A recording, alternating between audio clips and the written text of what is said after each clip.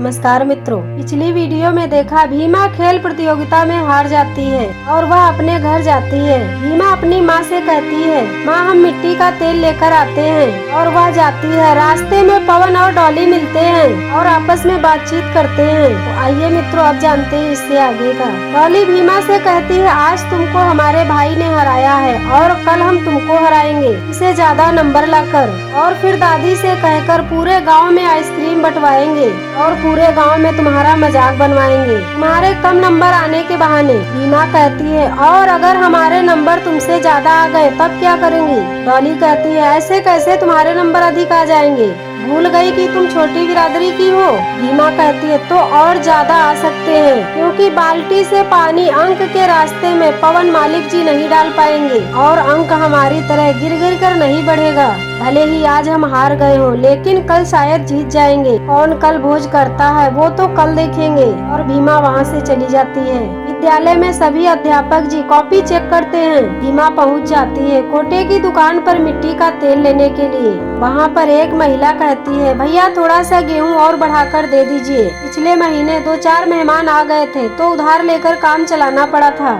अब इस महीने सारी उधारी दे देंगे तो राशन कम पड़ जाएगा। कोटेदार उस औरत से कहते हैं, प्रसाद है क्या मंदिर का, या तेरे बाप के खेत से गेहूं आता है? जो और दे दीजिए, नियम से बांटना पड़ता है। भीमा कहती है, नियम से बांटना पड़ता है ये तो ठीक है काका, लेकिन कभी कभी मानवता के आधार पर नियम तोड़कर कुछ कर सकते हैं। लेकिन ग्राहक को बाप का है, मंदिर का प्रसाद है क्या, ऐसी भाषा से बात करने की आवश्यकता नहीं थी आपको, कि ये व्यवस्था सरकार की है, आपके घर की नहीं है। कोटेदार कहते हैं, ये लो भीमा आ गई, पता नहीं खुद को क्या समझती है, हमको समझा रही है। भीमा उस औरत से कहती है, ताकि आप एक काम कीजिए, आप खंड विकास कार्यालय में जाइए और पता कीजिए कि अधिक जरूरत पड़ने पर काका प्रधान है, और वहाँ आपको आपके अधिकार की और भी जानकारी मिल जाएगी। आप विश्वास रखिए सरकार पर। वो औरत भीमा से कहती है, दूर रह, तेरी ज्ञान की जरूरत नहीं है, तेरी हिम्मत कैसे हुई, भूल गई कि हम ऊंची बिरादरी के हैं। भीमा कहती है, यही तो दिक्कत है, आपको अपनी समस्या से लड़ना चाहिए, पर आप तो हमसे ही लड़ रही हैं, और हम दोनों का दुश्मन एक ही है, गरीबी और लाचारी। मिलकर लड़ते तो शायद जीत भी जाते। और भीमा तेल देने को कहती है। कोटेदार भीमा को मिट्टी का तेल देते हैं और वह औरत कहती है, काश ये छोटी बिरादरी वाले सब मर जाएं तो इनके हिस्से का गेहूँ मुझे मिल जाए और हम भूखे ना मरे। और वह औरत वहाँ से चली जाती है। कोटेदार भीमा से कहता है, सुन लिया भीमा, अब ये लो तेल, और थोड़ा सा तेल अपनी जुबान पर लगाकर उसमें आग लगा देना।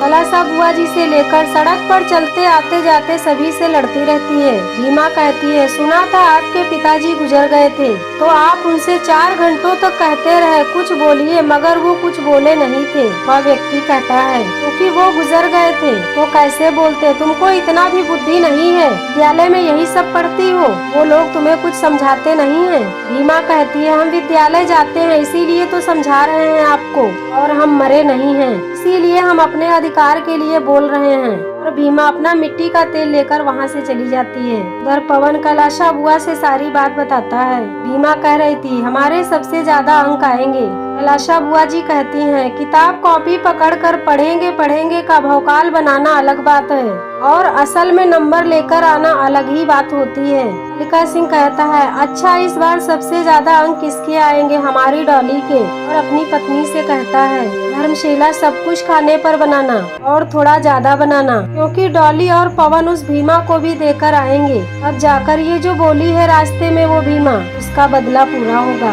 अभी विश्वम्भर कहता है, भैया थोड़ा धैर्य रखिए, आप बहुत जल्दी उत्साहित हो जाते हैं, भूल गए क्या ये बात पहले भी हो चुकी है, आप लोगों ने अपनी पसंद का खाना बनवाया था, फिर किसी ने खाया नहीं था। कैलाशा बुआ जी कहती हैं, अब की बार ऐसा नहीं होगा, देख लेना। विद्यालय में प्रिंसिपल साहब जी पूछते हैं, सब ठीक चल रहा है? उन्हीं में से एक अध्यापक जी कहते हैं, हाँ प्रिंसिपल साहब सब ठीक चल रहा है। अच्छा हुआ आप आ गए, हमें आपसे कुछ बात करनी है, प्रिंसिपल साहब पूछते हैं। अध्यापक जी कहते हैं, थोड़ा व्यक्तिगत है, और वो वहाँ से चले जाते हैं। भटकुट गुरुजी ये सब देखते हैं और सोचते हैं। प्रिंसिपल साहब पूछते हैं, क्या हुआ, इतना घबराए हुए हो? गुरुजी कहते हैं, गजब हो गया, वो जो भीमा है वो कक्षा में पहला स्थान पा रही है। प्रिंसिपल साहब कहते हैं, ये क्या कह रहे हो? गुरुजी कहते हैं, सही कह रहे हैं, ये देखिए भीमा पूरी कक्षा में सर्वोच्च स्थान पा रही है। जबकि सर्वोच्च स्थान डॉली को मिलना चाहिए था। प्रिंसिपल साहब उत्तर पुस्तिका देखकर कहते हैं, उत्तर पुस्तिका फिर से जांचिए, नहीं तो बवाल हो जाएगा और लोगों में ये संदेश जाएगा। छोटी बिरादरी की लड़की भीमा ने सर्वोच्च स्थान प्राप्त किया है, वो भी पहली ही परीक्षा में। गुरुजी कहते हैं, प्रिंसिपल साहब जी 6-7 बार अंक जांच चुके हैं और जितना हो सकता था उतना काटे भी हैं। अब इससे ज्यादा गुंजाइश नहीं है। इस तरह से वो दोनों लोग आपस में बातचीत करते हैं। तभी कटकुट गुरुजी भी आ जाते हैं। प्रिंसिपल साहब कहते हैं, कटकुट मास्टर साहब, ये क्या तरीका है? आप इस तरह से छुपकर हमारी बातें सुनते हैं। उपाध्याय गुरुजी कहते हैं, हम तो व्यक्तिगत समस्या बता रहे थे प्रिंसिपल साहब को, वो हमारे बड़े भाई जैसे हैं। वो घर के बंटवारे के बारे में बात कर रहे थे। कटकुट गुरुजी कहते हैं, सामाजिक समीकरण में हम जरूर पीछे हैं, लेकिन बुद्धि से कम नहीं है, हम सब समझते हैं। बाप दादा नहीं बोले, इसीलिए हम भी नहीं बोलते हैं। ना बाप दादा बेवकूफ थे और ना हम हैं। प्रिंसिपल साहब कहते हैं, सुनिए कटकुट मास्टर साहब, ना तो बाप दादा उस समय कुछ बोल पाए थे और ना ही आप इस समय कुछ बोल पाएंगे, और भीमा भी इस समय कुछ नहीं बोल पाएगी। और वो दोनों लोग वहाँ से चले जाते हैं। भीमा के घर में भीमा की दीदी कहती है, कल भीमा जब अव्वल आएगी तब खाने में क्या बनेगा? भीमा कहती है, दीदी वो तो नतीजा आने के बाद सोचेंगे। भीमा की दीदी कहती है, अरे सोचो, अगर ऐसा हुआ तो क्या बनेगा? भीमा की माँ भी पूछती है, बता भीमा क्या बनेगा?